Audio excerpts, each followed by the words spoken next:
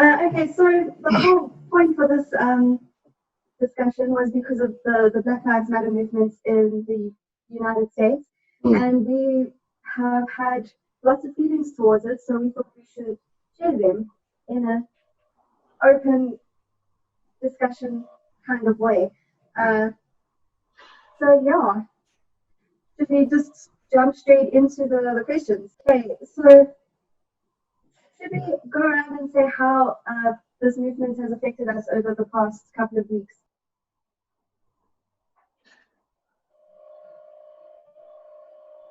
Any brainstorms?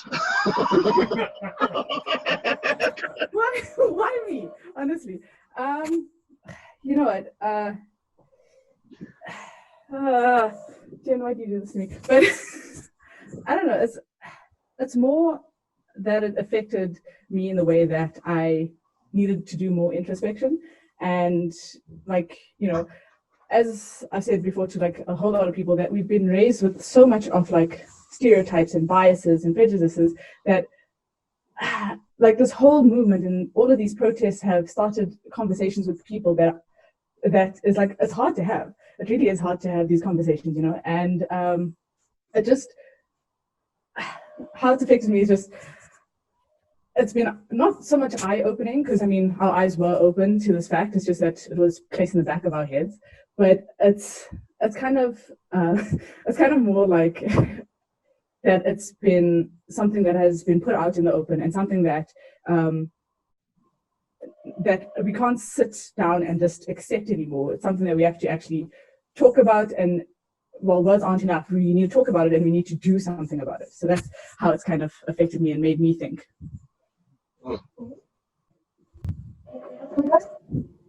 I'll go next. I think I was very conflicted in terms of emotions. Okay, not necessarily conflicted. I just felt a whole lot of emotions when it came to the whole movement. I mean, the movement is not new. Black Lives Matter is not new. It was started long ago. I guess perhaps the reaction was a little bit unexpected to people. I'm glad that it had such a big reaction. Yeah. People like all over the world. I do worry though that it's going to blow over and people are going to forget, and then it's just going to go back to normal after it's like sort of blown over, because people are mad now. But what happens when, you know, you don't stay angry forever? You get angry and then you sort of like calm down and then you move past it. I'm just scared people are going to move past it and it's not going to be necessarily resolved, because I mean, look, racism is as old as time, to be honest.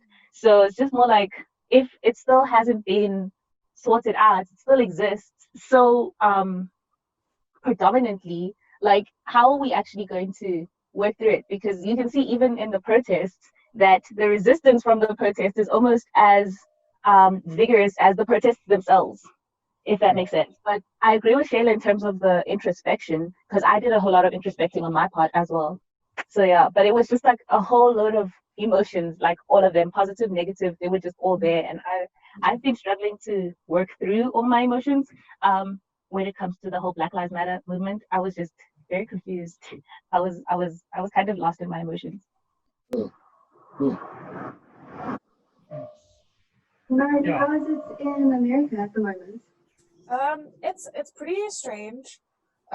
It's pretty surreal. I mean, you know, I was thinking about, as the question is like how I've been affected, and introspection has definitely been a thing, but also like a lot of my friends have been tear gassed in the last couple of weeks.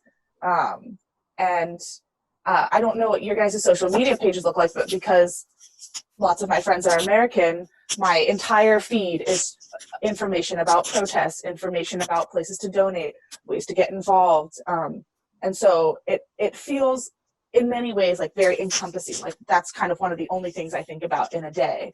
And since I only arrived in the US a week ago, I'm still in quarantine from my international travel. And so I've been very distressed and stressed about how I can feel like I'm being active and doing something, and, you know, not letting this blow over, you know, while also being pretty much confined to this basement, you know. And so that's been a lot of what I've done with my week since I got back, is trying to find ways to to be active. And I think that a lot of people are also worried, and I am as well, like Kanye was saying, that it's just going to blow over, that it's going to be a flash in the pan. We're going to protest for a few days. We're going to make a few steps in legislation, which we have made. And then everyone's going to decide that the status quo is okay now. And I think that's possible. And I think that's something that we're going to have to stay vigilant to. But I will say that although we have seen protests and Black Lives Matter movements in response to police brutality before, the scale is enormous. And I think the police are scared and feeling threatened by the strong response that the US population is giving. And so they're being even more brutal. I mean, videos come out every day of the police being brutal to protesters. And so I think, at least for now, people are continually fired up repeatedly because what they're protesting about is visible again and again. Yeah.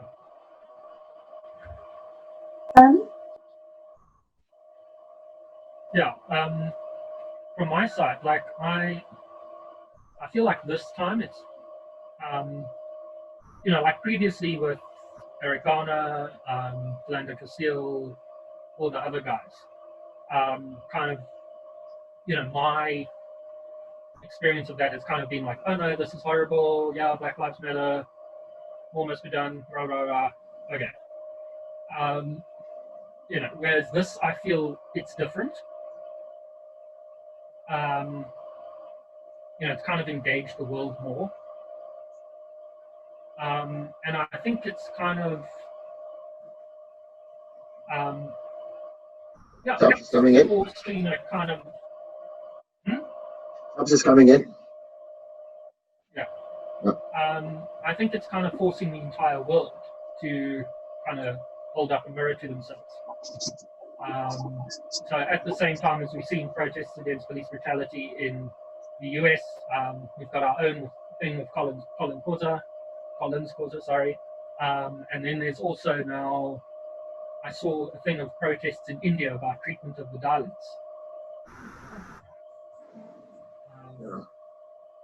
So yeah, I think it's kind of forcing a global,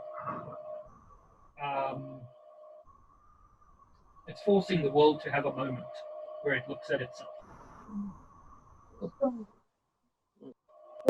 How's it in Norway? So welcome, Tubbs. Hello. Hello. Welcome. We've just started. Well, you haven't missed much, except that I think you'd soon be asked about the situation and how you feel about it in the UK. Maria, how is it like in Oslo? There's been a big demonstration last week, and I think a lot of people are waking up to racism here.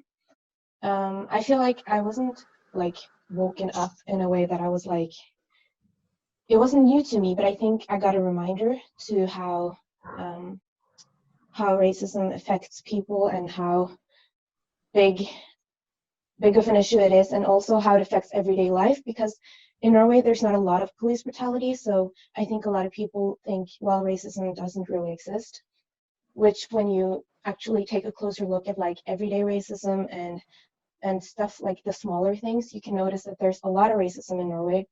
There was even a job application for a cleaning business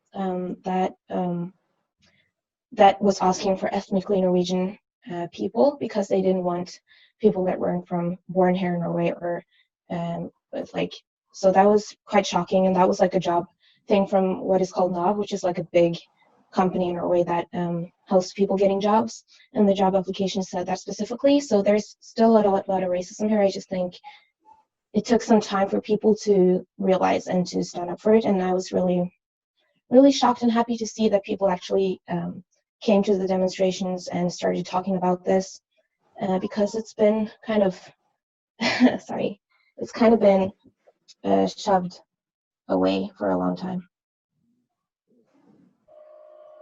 How's it in the UK? How are you feeling about Black Lives Matter?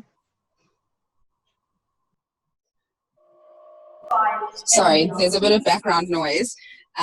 So in the UK, I think it's It's an intense situation because obviously here the majority and the minority dynamics are what they are. I think what's been incredible is there have been some really great demonstrations and marches in support of Black Lives Matter. And I think it's great to see because I think people do see it as an American problem. And people don't think that racism is an issue across the globe. And the fact is, it is. And I think what gets confusing is often if you're not the victim of certain ostracization, victimization, you're unaware of it. And to see such large numbers of people here in London and around the UK actually saying, you know what, this is wrong, and we're going to do something about it, because systemic racism, I think, you know, people get confused about overt racism and systemic racism. Let's remember that systemic racism it's actually in the system. So even if you as an individual aren't actively doing something racist, the system is set up in such a way that it disadvantages certain people because of the color of their skin. And that's what people are saying, is that the system needs to change. We need to change as well. All of us need to look at ourselves and be really objective and honest about what our prejudices are. But we also need to change the systems that keep people of color oppressed. Do you want to add? Yeah, I'll say something. I'm still thinking about how to keep it short. For me, it's I must realize that I was born in the 70s and I've been through the 80s in South Africa. It was intense with apartheid, that obviously that had to do everything with racism. And there was a document that came out in 1985. I was a child then, but learned about it a bit more in high school when I started getting involved in the student Christian movement, called the Kairos document, which actually came from church folk saying, look, this can't go on, and started talking quite intensely about what the church, the introspection that the church, not just the Anglican church, across the board, needs to make, its complicity and how to turn things around. And this is the first thing that came to mind when the protests started coming up. And I'll show you the logo that we use for our group, Our Lady of Ferguson and the Victims of Gun Violence. Obviously, I'm a priest and I've always been interested in what the church does. To me, that kind of told me that this is a kairos. Kairos basically means a moment of crisis where decisions have to be made, almost like a moment in time outside time, but changing everything. So that's the sense that I'm still left with. It did bring back some memories. I mean, I've talked a lot about my memories with Maria. My challenging racism my response has always been about wanting to live normally, and that growing up was actually a dangerous thing. I used to love playing tennis, and I didn't respect curfews. If I wanted to play tennis, I'll play tennis, and I'll be chased because I'm black. So it wasn't the big organizational politics. And so it has always been at that level for me. The things that are close to me, just living a normal life, being who I believe God has called me to be, and actually realizing that can be dangerous, and it has been dangerous, but it's not talked about. And these protests coming up, in a sense, came back to kind of, you could say, remind me of that, and that those issues are important. That maybe we've been thinking about racism in particular ways that have not allowed us to engage with it in this manner. And let me not speak for all of you, but my sense is that generally we've been thinking of racism as an interpersonal thing only, at least more actively. When me as a black person meets Jenny as a white person, what happens? But actually it's much bigger than that. Have we taken time to think about it that way? Have we taken time to think about it, when we talk about racism? Theologically, I would say, as churches and as Christians, it's much easier when you come from a tradition where we talk about ourselves as sinners. We look at the perpetrator side of things. But actually, there's a strong push in the Bible, for example, on the victim, the one who sinned against. But we haven't even developed a good language in the church to talk about the sinned against. Our creeds don't say much about it. Our sermons don't say enough about it. What Black Lives Matter has brought forward is, let's look at the effects of all of these things, whether they're done by an individual, by a system, by whatever. And even if it has to be something like so-called black-on-black violence, because actually that also is a product of racism, even if it's done by a black person, as it has to do with whether or not one values a black life. You see what I'm trying to say? And in our situation in South Africa, most of my growing up, most of the brutality that we knew came from a white racist system was actually meted out by black police officers. So there's that level of complexity that we have not even started engaging with it enough. The whole killing of Collins Khoza, that their ANDF soldiers were black doesn't mean it's not racist. They would have done that to a white person. You see, and what Black Lives Matters is that it has helped to turn that around and said, can a black person live normally and feel safe? Or does being black turn one into a victim even if you've done nothing? You see, and in a sense, pause a little bit about only the perpetrator. Not that we don't look at what Chauvin did, but pause a little bit and just look at George Floyd and say, let's learn something from there. Does that tell us that could have that happened to just somebody who's white, no matter who does it? So the Black Lives Matter pushes it to that end. I guess that's why the whole All Lives Matters comes into view, that we are not talking about everybody. And the problem is that, in my experience, it might be difficult to tell a white person, actually, you are not at the center of the conversation. Or to tell a white person, no, you can't do that. It is us who are raised to hear and know, to be told to sit to the side, etc., etc., etc., etc. And I think that's where the all lives, not that all lives don't matter, but the thing is, at the moment, we are looking at the victim. Actually, we are not even looking at the perpetrator. I don't know if you see what I'm trying to say. It's not the perpetrator who's center stage, it's the victim. And so perpetrator, maybe listen for a moment, because otherwise tables just change quickly in the conversation. And when they turn around, then there's issues of guilt, etc., etc. When we have not even digested what is it that is really happening to black people, what is it that is generating self-hate, what is it that's generating poverty, death, bad health outcomes, etc., etc., etc., etc. Before we finish that, we're already talking about the perpetrator and the guilt. You see, and I think what Black Lives Matter has done is that it has brought that. It says, well, let's take a moment and ask ourselves if we even know what racism is. And let's study it from. So for me, it brought a whole lot of those things. That can I live normally as a black person and be safe? And of course, if that blows away, I'll still be left with that question: whether or not racism is talked about or not. I live with that. You touched on our next question, which is, why is the phrase "all lives matter" offensive and insensitive? Yeah. I guess I've used my airtime on that one. Let's hear what others think about it. I'm happy to comment. Cool. So I think the fact is that all lives don't matter until Black Lives Matter.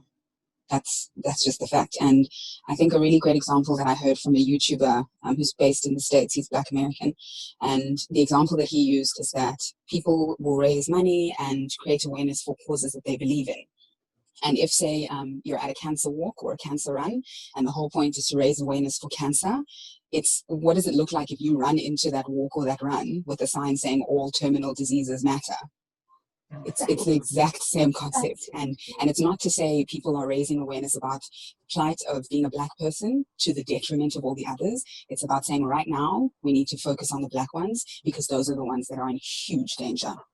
Same with the cancer walk versus all the other diseases. And I think people are getting a little bit sensitive. They're not seeing that as a black person, it's difficult to live in this world. I can't walk into a shop without at least 3 people between security and shop attendants looking at me and checking that I'm not stealing something. I've had people ask me if they can help me when I'm in a shop because they assume that I can't afford it or I'm there to do something nefarious. And that's not in existence. And that's the point, is that people stigmatize us by the color of our skin. In this world right now, being black, just the existence, the fact that we are alive is a radical thing. I can walk into boardrooms, I can do things, and it's a shock because I'm black. And that's the problem. It shouldn't be radical just to live.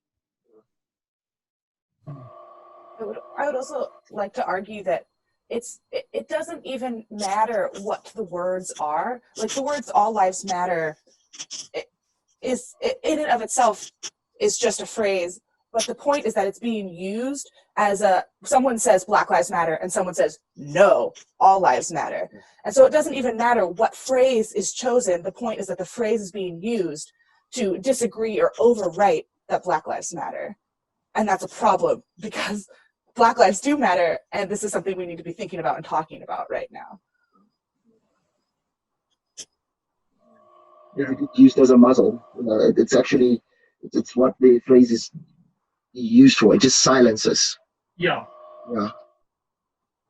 And it's a little hypocritical, even the statement to say all lives matter, because how can you say all lives matter when certain lives are under attack constantly? So do they all matter?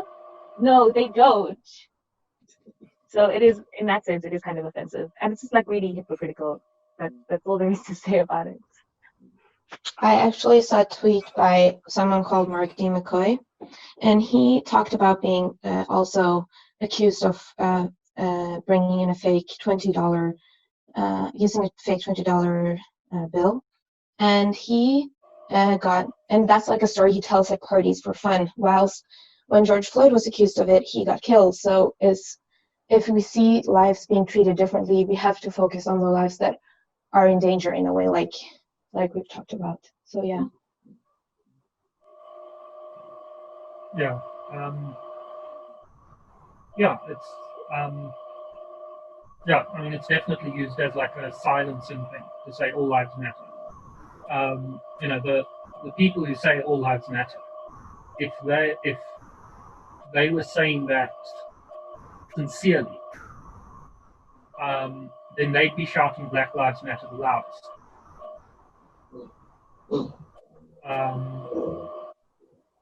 Yeah. I think it's about there's this concept that's coming up more and more now, the concept of fragility. You know, I mean, it's for example, there's something called male fragility. Like every time women's issues are raised, we become defensive because actually we are fragile, and we now want our fragility to be center stage. When actually it's like you're not even the point right now. It's a similar kind of thing. It's a silencing tactic, and that's what's insensitive. But even I'm sure other people use it, trying to just use the words to say actually God loves everybody, etc., etc. And then you bring the 99 sheep and the one lost one, and that's when they realize, oh, that Jesus actually said, "Blessed are the poor." You know, someone from the crowd say, "And the rich." And when you start raising things like that, then people start realizing, oh, actually, maybe there are things that I need to rethink. Because fragility as well, it's that also is manufactured and it needs to be interrogated. And I think I think the aim shouldn't just be to displace all lives matter, but also like the way it's used, but actually use it as an opportunity to say, this is what it does. You know, the discussion doesn't stop when you stop saying all lives matter. The question is, what made you say that? Can you have an introspection? Are you feeling fragile? No, actually, we're not saying you're necessarily a perpetrator. We're saying something bigger than even you is happening here. And we want you to be a part of it. So in a sense, it can be also used to turn things around a bit. Another thing that I find that is missing in all of the discussions now is this, that, and I'm just going to share a screen here. The people that we forget, like, these are actually the three who started the hashtag BLM. Alicia, Patrice, and Opal, young Black American women who actually their names are not even mentioned. You know, and I think it's important to have these into perspective. It was a Ferguson thing. There's sometimes a lack of a silencing of history of where things come from, and I think that forgetting people like this is actually a bit of an error as well. You know, that it wasn't some big philosopher or whatnot at a university somewhere in Harvard.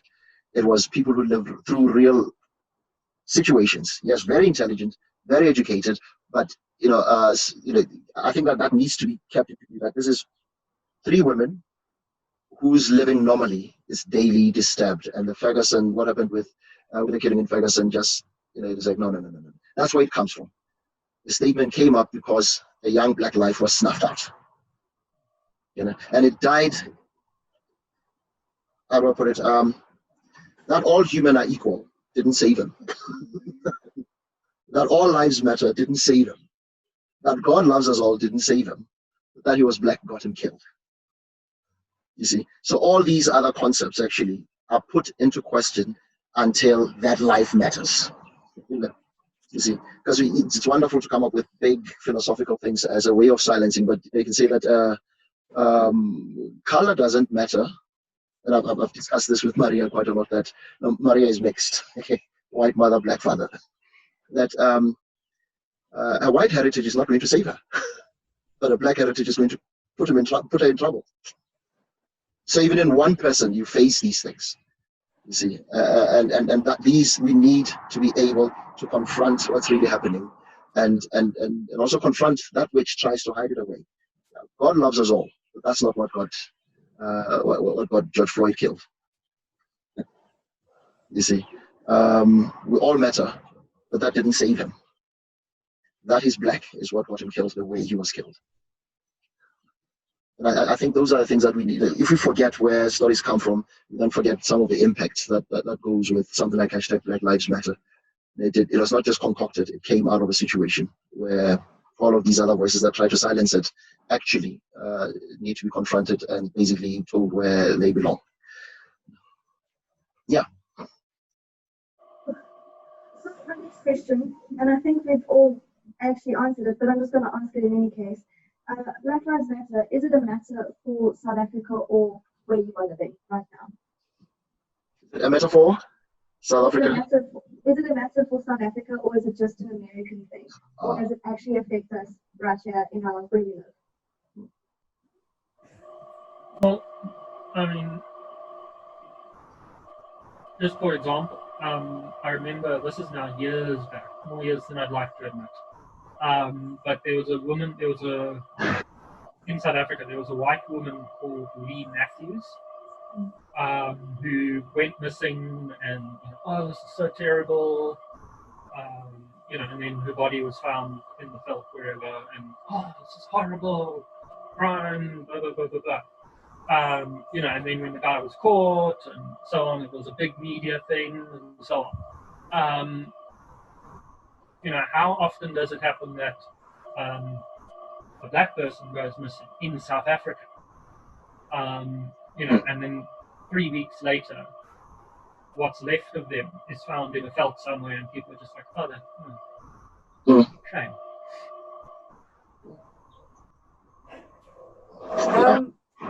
Well, I mean, it obviously is something that we should think about in South Africa. If you look at our past, we had, and we still do have, institutional or systemic racism that is so rife in our country. I mean, there's disparities in income, there is disparities in criminal justice, in social and political institutions. There's so much of disparities that exist that happened from the past that you can see now, that you can't just say Black Lives Matter is an American thing.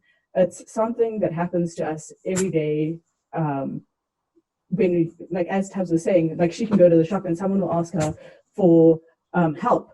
Why does that not happen to me? Why does that not happen to someone else? There's those things that these small little things, these small little injustices that we see is portrayed in such a way that we think that it's not racism, but we think we just take it as something that is normal. So that Black Lives Matter is something that exists in South Africa. It exists in the UK, in Norway, and in America. It's something that we need to actually think about and something that we need to combat.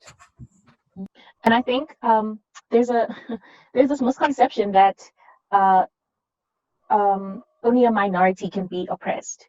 So in South Africa, you'll have some people argue that no, there can't be racism or Black people can't be oppressed because we're the majority. Whereas in America, you can see because, Black people are the minority, you can see how they're being oppressed. But we still get oppressed every single day in South Africa, whether we're a majority or a minority. The fact that we had apartheid, we were still the majority, even in terms of population in South Africa. So I feel like there's even that misconception is so wrong because, do I need to say why it's wrong? It's just wrong.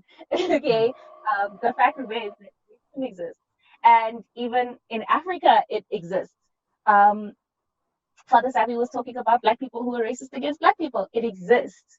There are preferences in people. When you look at Black people versus white people, somebody's going to be drawn more to a certain person because of whatever bias that they have grown up with or been raised with, that they've been exposed to say, that race is a little bit more dangerous than the other race. So I'm going to go for them. I'm going to be less scared when I'm around them because I don't think they're going to hurt me or harm me in any kind of way. I don't feel threatened by them. I think for me, just a practical one. I've traveled not all that much, but yes, a bit. But I'm not sure if it's just my experience that before I leave South Africa for another country, I actually check the racial profile and how racism is dealt with in that country or in that city. That's a burden that I have to live with. You go to Stockholm, you find out, is Stockholm the same as last time, or has it become more racist? So it actually even determines something as simple as traveling for work. Or Cape Town, where can I walk? Where can't I walk? So within South Africa, but also elsewhere, I have to check for things like that. And so I think it becomes an issue. The racism becomes an issue, whether it's Singapore or wherever it is. And we've read recently about how the racism in China. Yeah. That one's just weird. I know. Okay, so our next question, which might be a little bit touchy for some people, is there racism in the church? And if there is, how has it affected you? Anya's laughing. Yes, I'm laughing because that question, it's like, is that even a question? I know Jenny said it is a bit touchy. I agree. Is there racism in the church? Racism is everywhere. It doesn't, the funny, this is a little bit weird. Racism does not discriminate its locations, which is weird because racism in and of itself is a discrimination, is it not? Except it doesn't discriminate as to where it's going to be. Like I said, there's black people racist against black people. Racism in the church, and this is really funny because we are people of God and we are always preaching love and equality and all of these things that we always preach, but do we practice them? No, because even in our church there's racism that you see almost on a weekly basis, or however often you go to church, you see it. Even in other churches, it's everywhere, guys. It's everywhere, and it definitely does exist in the church. Yeah, I mean, just just as not simple, but obvious form. Is sort of I love the old ladies, God bless them. But when we have a parish minister doing the readings, and then it's a black parish minister, and then the old ladies are like, "Oh, but I didn't understand him," or or the comment, "He spoke so well." Yeah, for a black person. Yeah. Yeah, you speak so well for someone like you as well. When you turn it around, you realize how it is. That is weird, guys. I just use that when I hear someone say that. If we just look at the Mothers Union. Let's put the camera on our own church, for instance, right now. Okay. Look at Mothers Union. How is it that our Mothers Union wasn't actually operating up until we had a black rector? That's one. Even after we had a black rector and we have Mothers Union has their own service. They don't come to any other service. We have 3 services every single Sunday: 6:30, 8 o'clock, 10 o'clock. And then there's a 2 o'clock service on the last Sunday of every month for the Mothers Union. Why is it that they only get to practice the Eucharist once a month, one Sunday in every month, and they don't get to practice it with everybody else? They need to have their own service for that. Why is it that we only see the Mothers Union at a patronal festival or when a new rector is being institutioned? Why? I'll answer a little bit of history on that one, because I did raise that question, and I still have it as a live question. The whole 2 o'clock service actually is a hangover from apartheid years. That servants couldn't go to church with the masters. So in the morning, when the masters are in church, the servants are at home preparing lunch, and the masters come back. I'm oversimplifying. Have lunch, then you can go to your own church, not necessarily the Anglican church, but other churches. But it's some kind of institutionalized, not only race, institutionalization of race in the church, but also of class. Because if you look at the Mothers Union in terms of socioeconomic class is actually a very wide organization. There are some really, really rich black women in that organization. But the only label that is ever used is of somebody who has a man. You see, now, yes, 2 o'clock services developed its own vibe that actually works and is beautiful. But I think we need to be able to keep raising the question, does it need to be a separate service? Does it need to be exclusive? Which is why now what we have, well, now it's lockdown. Our roster of priests going to that service involves all of us priests, not just me and Father Consul. You see, so those things institutionally need to be worked with. On the other hand, I've asked Mothers Union members who, during the Sundays when you don't have the afternoon service, would come to the 8 o'clock or the 10 o'clock service, but they wouldn't come in their uniform. That's another thing. That's another thing. You see, so and that may have to do with that internalized racial structures within the members of a Mothers Union. Can you take space? Why can't you come in your uniform at the 6:30 service? Can I answer that question, Father Sammy? Yeah. Let me tell you. So I'm sure you've seen at our church other ladies from like other mothers unions would come. Sometimes they come in their uniform. Okay. So I was in a conversation with somebody, and then one of the white ladies came to somebody who comes to our church commonly and has started wearing their mothers union uniform commonly, like every week, and she said, "Oh, you used to wear such lovely dresses every single week, and I would see you and I would love the way you dress. Now you just wear this." And I was so offended because I said, "What?"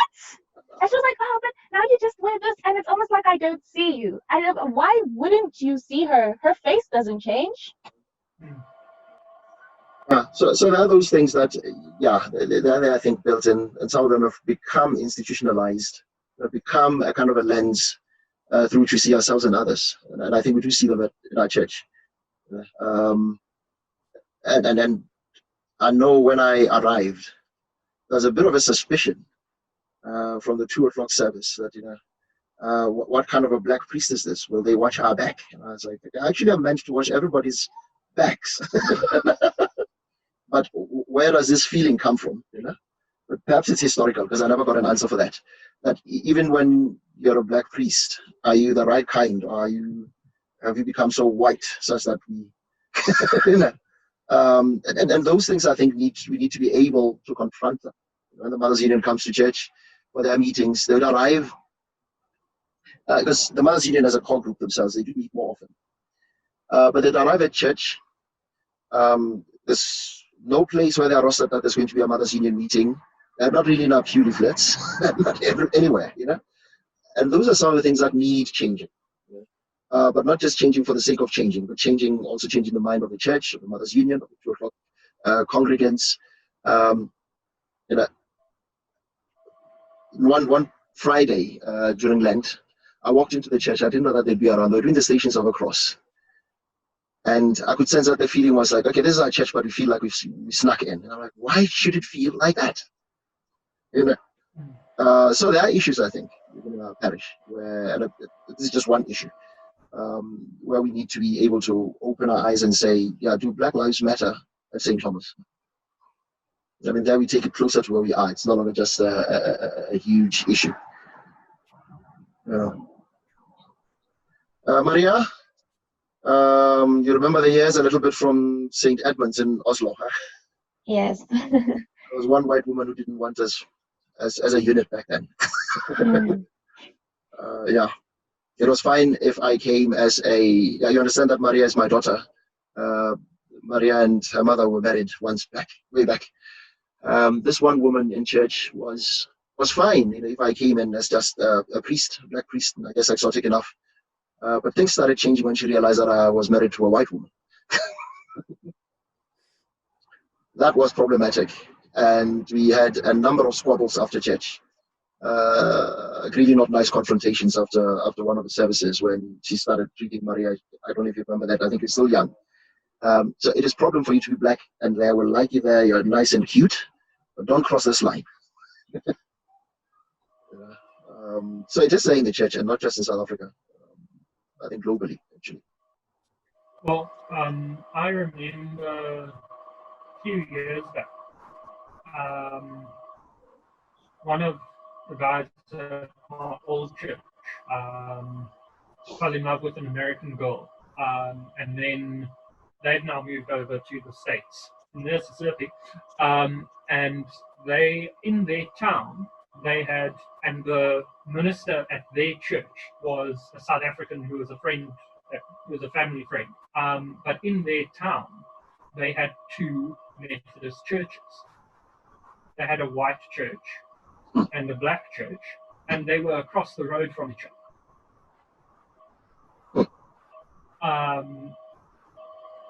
You know, and there was a big brouhaha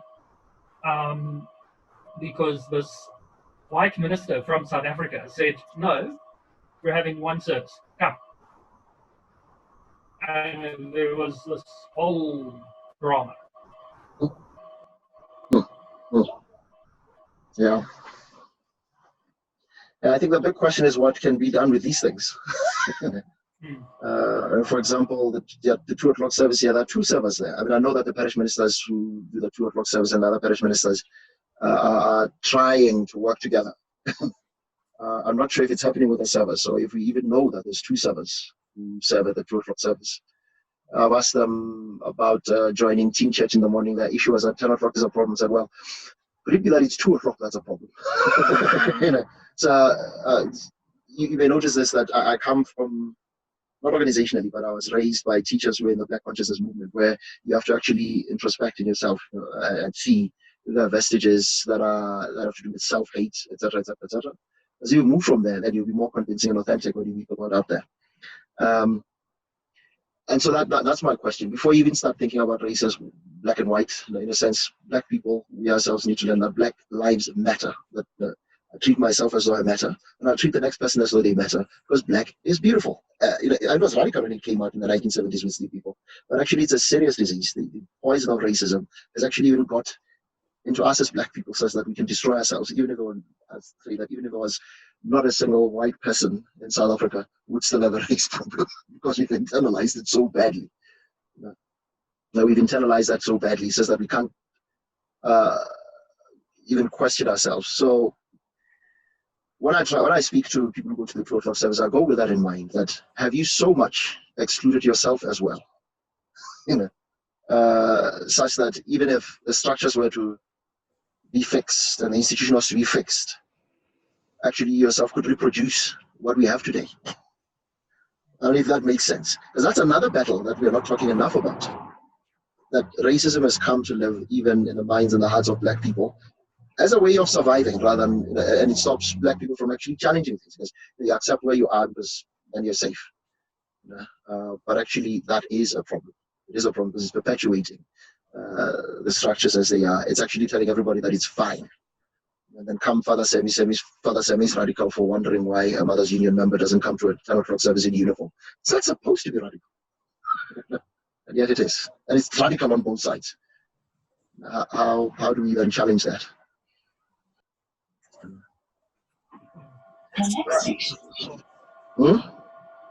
Tubbs?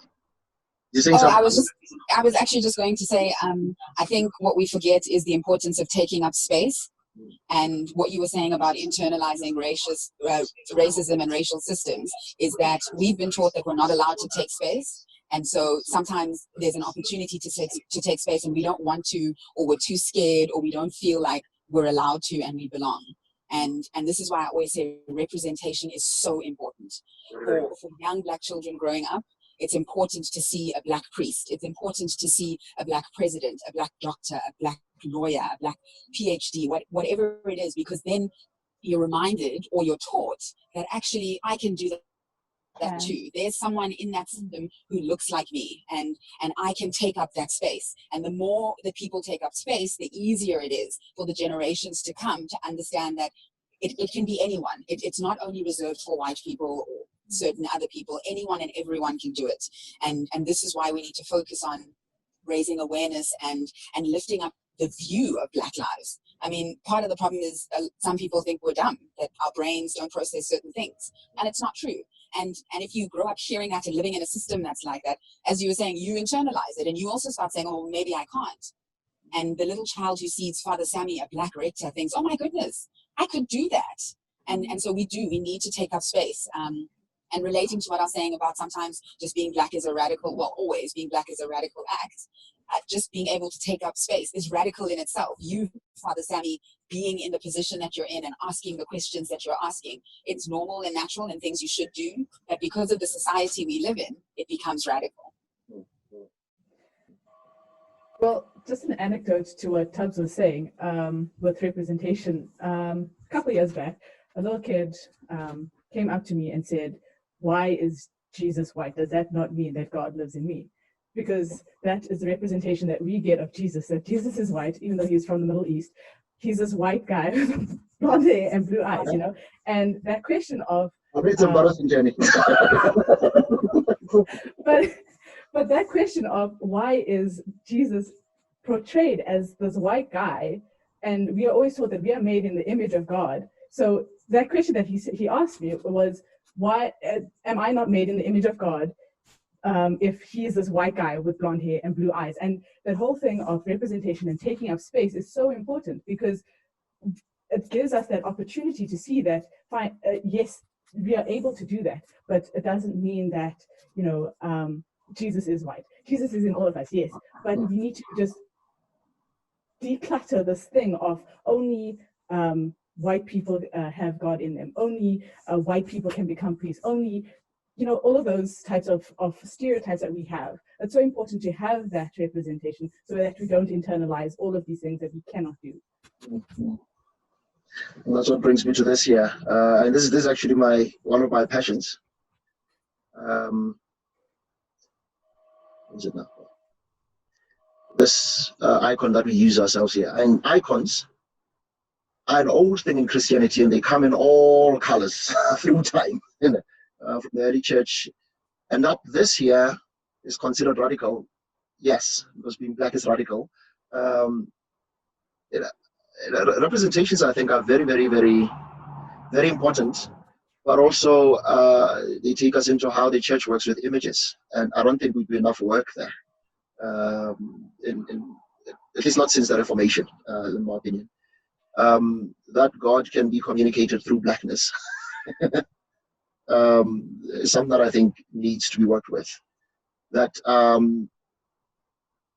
and I actually do know the artist, but not in person. We're in communication. He's a friend of a friend, a priest friend of mine. And I wondered if in the future I could make a chasuble for the Eucharist with this image at the back. I see someone going, who? Why is that an issue? Yeah. Huh? How would you feel? How would you feel? How would you feel on a Saint's Day, let's say Manchima Samula, because the color is red, that red chasuble, and with this image at the back of my chasuble, how would you feel at St. Thomas? I'd feel great. Same. You know? But that's because you don't see this enough. You don't see this enough. Doing a lot of explaining. Hey?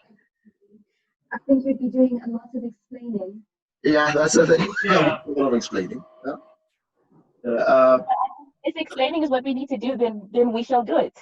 If that's what they need, if they need an explanation, we'll give it to them. Yeah. Yeah. But that's a kind of an example of the kind of work that we may need to get into at different levels. I think the point is that we shouldn't have to be explaining, and I think what Father Sammy is suggesting is, indeed, let's get the conversation started so that we get to a point where our community is not going, oh my goodness, did you see what Father Sammy did, or did you see what he was wearing? It's just a normal, not an issue. Yeah. I might do that, and St. Thomas might be my last post ever. But those are questions that need to be raised. There's an area of theology called iconology, actually, and if you're into church history, you know, the councils that came up with the creeds and how the church works over time. The last of the common ones, the Seventh Ecumenical Council, was on the use of images. And the point of departure is this, that we are made in the image of God. So anything that has to do with images either is an idol or an icon. An icon is a misused image that claims to have a power of its own. An icon is one that communicates God's grace, you know. Now it looks like pictures of blackness are not even worthy of being idols. They are just not even pictured at all, you know. never mind an image that actually can communicate and should communicate godness. So this is like real hardcore theology. It's not even like black theology that's over there. It's hardcore theology that we have ready, and we can actually import into these issues of representation. You can put postmodern theory now if you want to put it into it, but it's actually quite old in the church to talk about images, the whole art of making an icon, which Mark Dukes seems to have. So yeah, he's not an official icon painter. But things like that I think are important because black children need to see themselves as well. And that's a problem why color blindness is a problem. You know? And I've been asked, I'm asked by a lot of my feminist friends, why do I still call myself Father Sammy? I think gender blindness is a problem as well. You need to be able to see and confront. Sometimes when you use too neutral language, we think that everything is okay when it's not. I know that my title, Father, is actually problematic, but I still use it because it has to change. Its meaning has to change. Its content has to change. And I think it's the same with images. I don't think the idea is to get rid of the white images of Jesus, but the question is, why is this one a problem? And if color doesn't matter, why does the discussion start when we put a black image? Yeah, Because if it didn't matter, then that image on my chasuble, and it's not of Jesus, lady, so it's Mary. If color didn't matter, that wouldn't need an explanation. So it means that it actually matters, but we behave as though it doesn't. Yeah, Maria, I know you go to Hillsong when you have a chance. How would these issues play themselves out there? Oh, I don't know. I think I feel like it's a very multicultural church, which is really cool. But I feel like there will still be some issues, and I think I don't know the church well enough to say like which issues will be the biggest. But I think one of the things is like yeah. So yeah, I don't know. But the membership and people who go there, it's a mixed crowd. It's a very mixed crowd. Probably more mixed than St. Edmunds, the Anglican church there. Yeah, even more mixed than St. Edmunds, and it's a big. There's a lot of people that go there, and there's very many different ethnicities and stuff. St. Edmunds used to be a cutting-edge multicultural community. Yeah, because that's very interesting when you go to other churches, how you could see like, or the Norwegian church, there's a lot of people that are white there.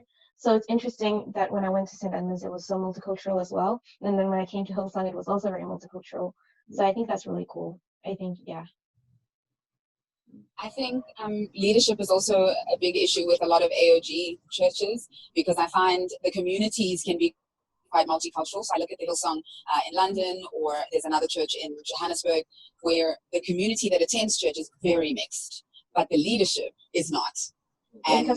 And so that for me tells you more about the church and the system than anything ever could. Because if you have a multicultural church community, why can't you have multicultural leadership?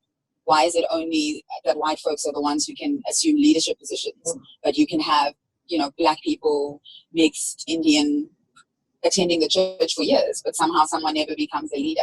And that's kind of the point about institutionalized racism. And one of the things I love about the Anglican Church, particularly in South Africa, is that I see a lot of mixed leadership, and I think that's important. It's not a surprise anymore to have a black rector or to have a black priest. It is for some communities, but I find it's not as shocking. Whereas certain other churches, it's, oh my goodness, the priest is black. What's going to happen today? So you're talking about structures and other things. There's another slide that I'd like to share. Gosh, I came here armed, you see. Windows, let me see this one. I find this very helpful, the 4 dimensions of racism. Yeah, like there's an institutional. I saw this on Instagram, yeah. Yeah, it's a very good summary. I don't think I've come across as good a summary as this.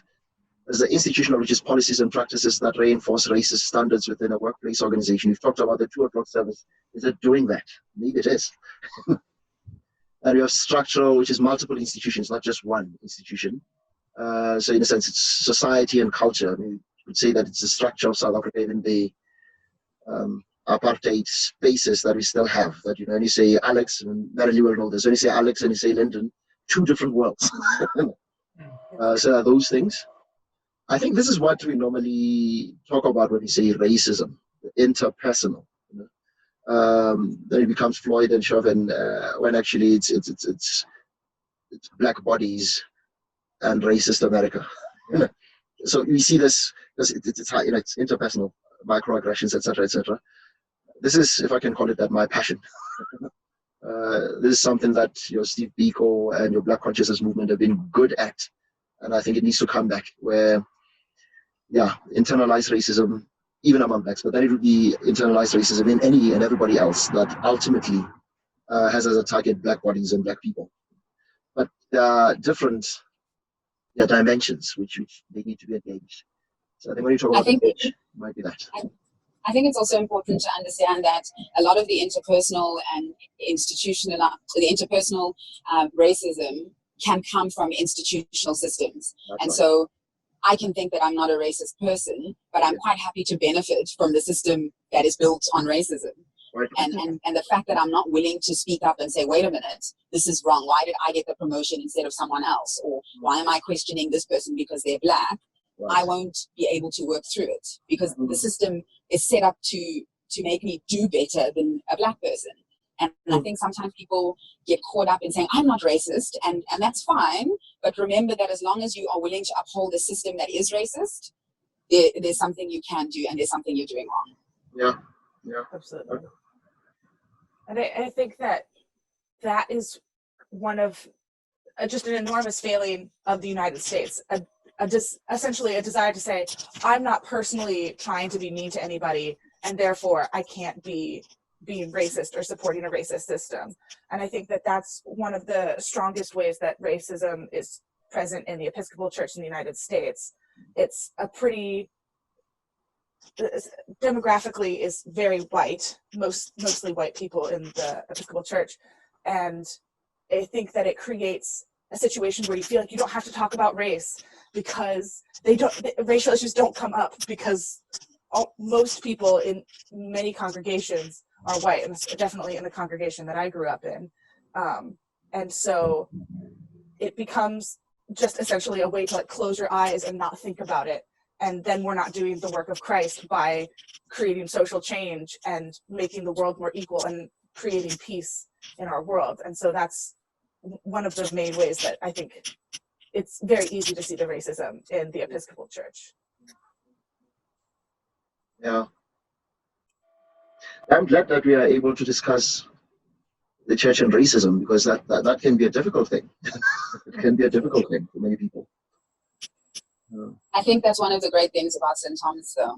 I think we've been having conversations all around and all over, and so it's not so radical to have these conversations. It's a comfortable space. People can come and say, Father Sammy, I need to have a conversation about this. Shayla, I need to have a conversation about that. And I really love that, because I think the only way certainly our country and the world can move forward is if we have these hard conversations. Yeah. St. Thomas is a great parish, I can tell you that. I'm enjoying myself a bit too much. I second that. It is a great community. Yeah. Shayla, were you saying something? Oh yeah, it was just like in response to Tubbs, but St. Thomas is like a comfortable space for us to talk and things like that there, but also like in a broader community, even if we're at home or something like that, even though these interactions or talking about race or oppression or whatever it is, it's so uncomfortable to do, but now is the time for us to get comfortable with being uncomfortable. We have to have these conversations to make it to make progress. We have to find out that these things happen. We can't just ignore it. We have to have those uncomfortable conversations. Yeah. I absolutely think that one of the main takeaways for other countries seeing what's happening in the United States is that it's absolutely the result of having racism prevalent and then letting it absolutely fester and get worse, and just essentially have rotting wood in your floor and put a carpet over it and hope the floor doesn't fall in, which the wood will keep rotting and the floor will fall in.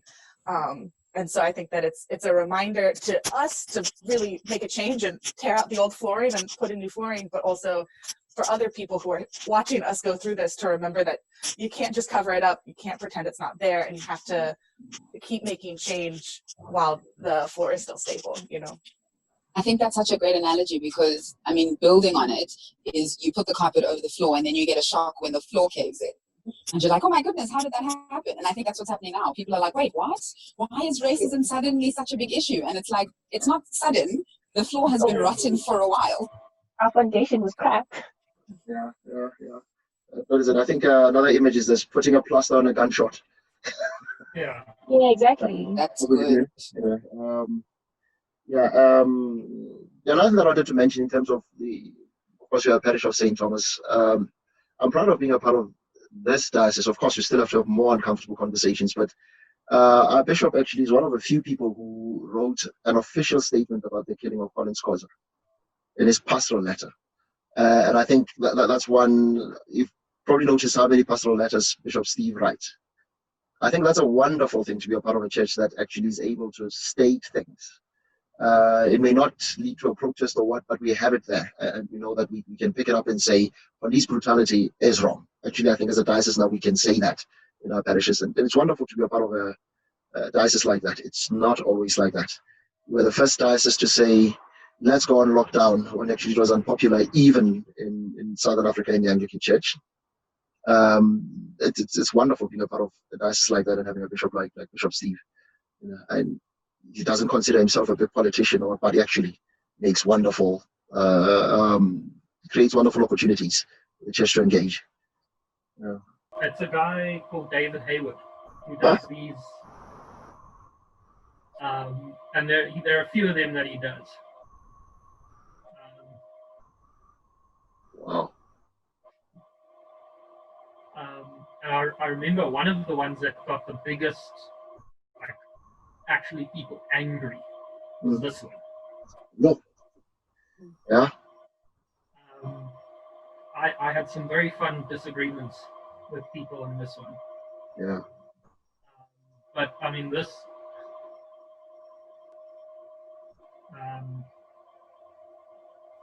this one in particular, because, yeah,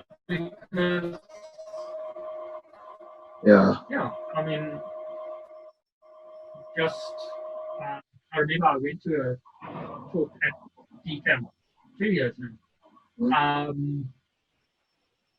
where the guy spoke about taking his youth group to a township church, and the crucifix that they had a black Jesus. And for this suburb church, this youth suburb kids, they were like, oh,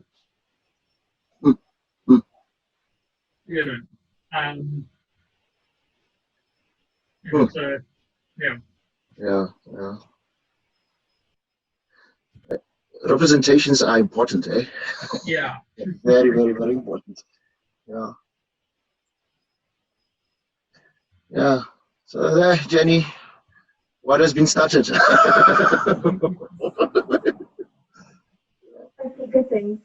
But thank you everyone for coming. I know some of you woke up very early and are on the train and all sorts of things.